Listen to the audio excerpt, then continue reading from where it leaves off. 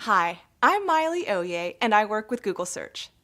I'd like to share advice to help you hire a useful SEO and prevent hiring a bad SEO, one who you might pay a lot of money without positive results, or even worse, one who implements shady practices on your website that result in a reduction in search rankings.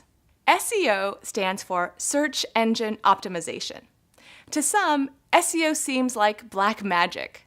Having worked with Google Search for over a decade, what I've learned is that first, it's not black magic, and second, if you want long-term success, there aren't any quick magical tricks that an SEO will provide so that your site ranks number one.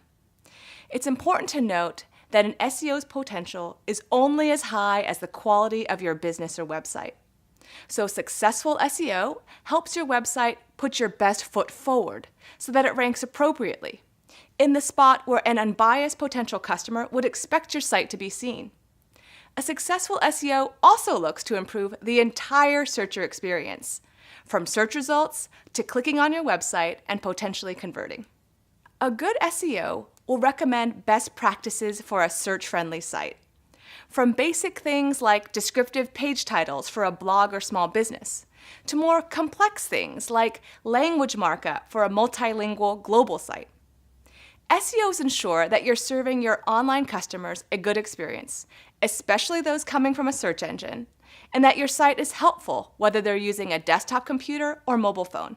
In most cases, the SEO will need 4 months to a year to help your business first implement improvements and then see potential benefit.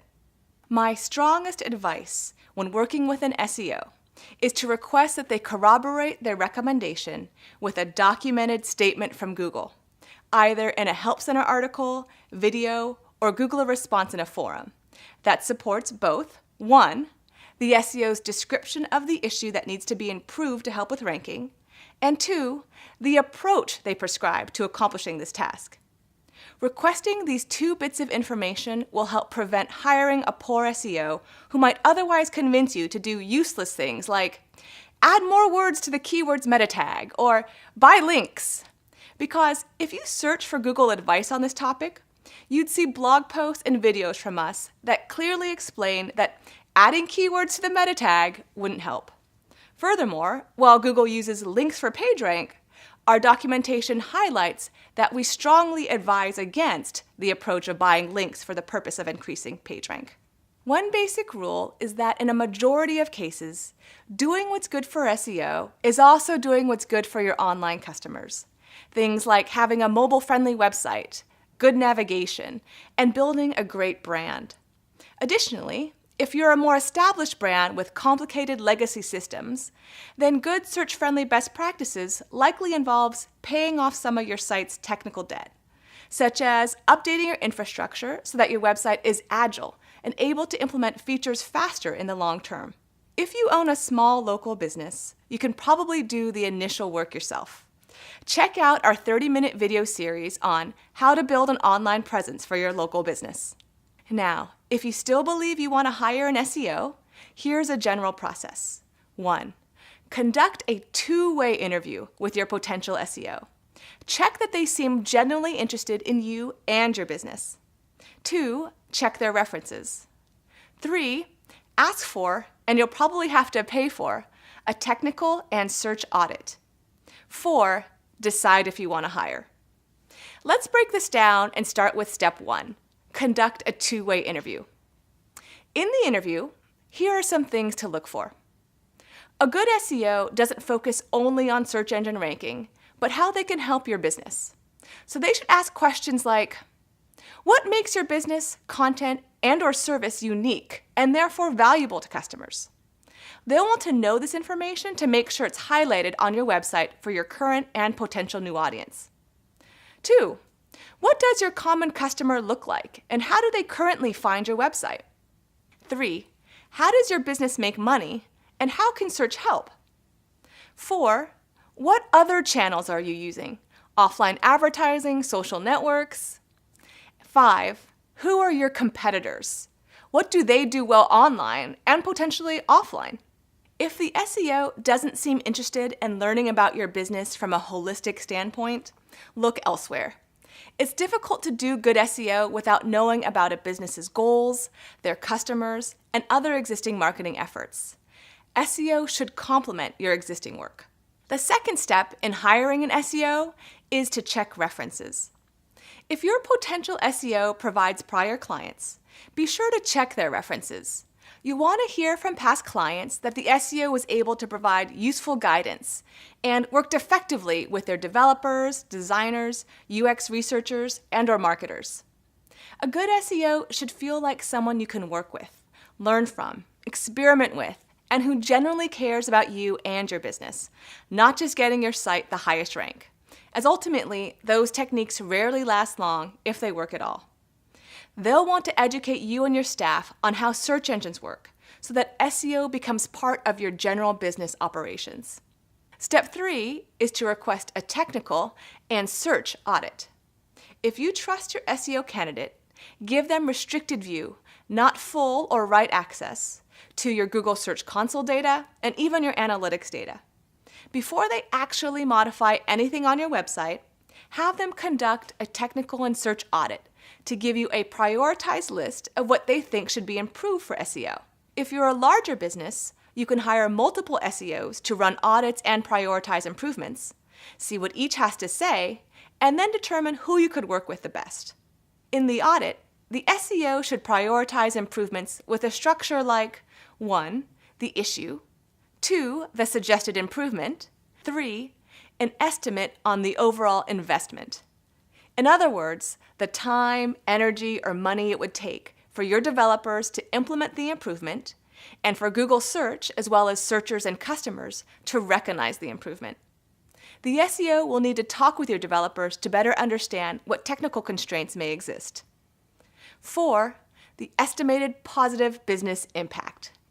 The impact might be a ranking improvement that will lead to more visitors and conversions, or perhaps the positive impact comes from a back-end change that cleans up your site and helps your brand be more agile in the future. 5. A plan of how to iterate and improve on the implementation, or perhaps how to experiment and fail fast should the results not meet expectations. That covers the structure of the technical and search audit. Now let's talk about each of these audits individually. In the technical audit, your SEO should be able to review your site for issues related to internal linking, crawlability, URL parameters, server connectivity, and response codes, to name some. If they mention that your site has duplicate content problems that need to be corrected, make sure they show you the specific URLs that are competing for the same query, or that they explain it should be cleaned up for long-term site health, not initial growth. I mention this because lots of duplicate content exists on websites, and often it's not a pressing problem. In the search audit, your potential SEO will likely break down your search queries into categories, like branded and unbranded terms. Branded terms are those with your business or website's name, like a search for Gmail is a branded term, while a search for email is an unbranded or general keyword. An SEO should make sure that for branded queries, such as Gmail, your website is providing a great experience that allows customers who know your brand or website to easily find exactly what they need and potentially convert. They might recommend improvements that help the entire searcher experience, from what the searcher sees in search results to when they click on a result and use your website. For unbranded queries, an SEO can help you better make sense of the online competitive landscape. They can tell you things like, here are the types of queries it would make sense for your business to rank, but here's what your competition has done and why I think they rank where they do. For instance, perhaps your competition has great reviews, really shareable content, or they run a highly reputable site. An SEO will provide recommendations for how to improve ranking for these queries and the entire searcher experience. They'll introduce ideas like, update obsolete content. They might say, your site is suffering because some of your well-ranking content is obsolete, has poor navigation, a useless page title, or isn't mobile-friendly. Let's improve these pages and see if more website visitors convert and purchase, or if they can micro-convert, meaning that perhaps they subscribe or share content. Improve internal linking.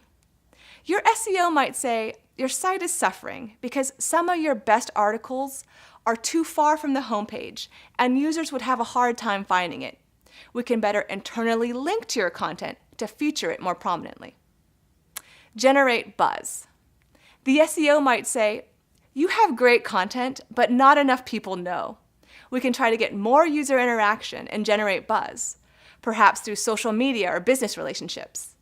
This will help us attract more potential customers and perhaps garner natural links to your site. Learn from the competition. Your SEO might explain, "Here's what your competitors do well. Can you reach parity with this and potentially surpass them in utility? Or can you better show customers your business's unique value?" Again, a good SEO will try to prioritize what ideas can bring your business the most improvement for the least investment, and what improvements may take more time but help growth in the long term. Once they talk with you and other members of your team, such as developers or marketers, they'll help your business forge a path ahead. The last thing I want to mention is that when I talk with SEOs, one of the biggest holdups to improving a website isn't their recommendations, but it's the business making time to implement their ideas. If you're not ready to commit to making SEO improvements, while getting an SEO audit may be helpful, make sure that your entire organization is on board. Else, your SEO improvements may be non-existent, regardless of who you hire. So that wraps it up. Thanks for watching, and best of luck to you and your business.